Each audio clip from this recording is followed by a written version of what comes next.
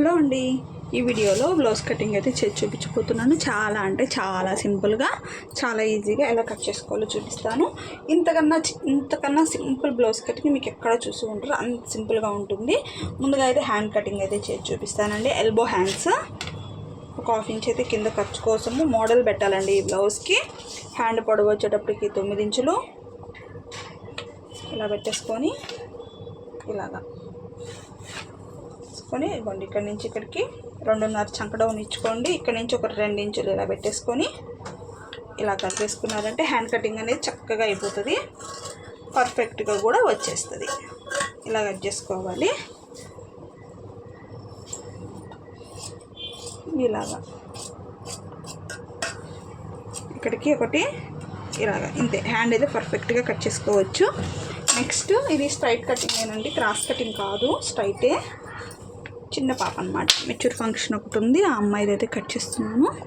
ఇదిగోండి, ఈ విధంగా అయితే పెట్టేసుకున్నాక కింద అయితే ఒక 1/2 ఇంచ్ అయితే ఖర్చు కోసం అయితే తీసుకోండి. ఈ విధంగా చెస్ట్ లూజ్ వచ్చేటప్పటికి మనకి కాజాపట్టి సైడ్ నుంచి చంక దగ్గర ఈ ప్లస్ గుర్తు వరకుగా మనము చెస్ట్ లూజ్గా అయితే తీసుకుంటున్నాము అండి.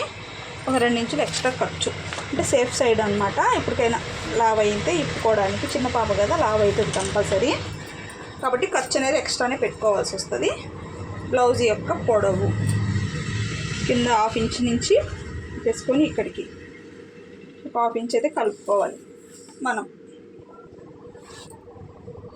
ఈ విధంగా అయితే కట్ చేసుకోవాలి. నెక్ వచ్చేటప్పటికి 2.5 ఇంచులు నెక్, షోల్డర్ వచ్చేసి 3 ఇంచులు అండి, చంక డౌన్ వచ్చేసి 5.5 సరిపోతుంది. పర్ఫెక్ట్గా వచ్చేస్తుంది అన్నమాట. ఇలా తీసేసుకొని ఇక్కడ నుంచి 1.5 ఇంచ్ ఇచ్చుకోవాలి కార్నర్కి.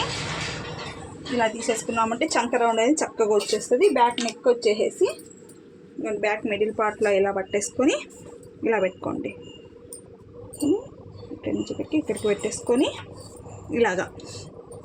ఇప్పుడు ఏంటంటే నేను ఒక వేరే నెక్ పెడుతున్నానండి. ఇలాగా ఇలా పెట్టేసేసి ఇలా తీసుకున్నాను. ఇక్కడ మోడల్ వస్తుంది అన్నమాట.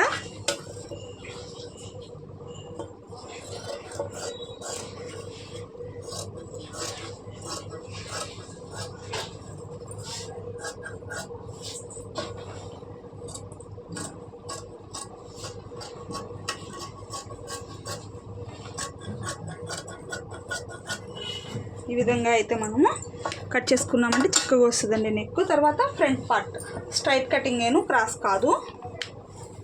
చిన్న పాప కదా, క్రాస్ అవసరం లేదండి.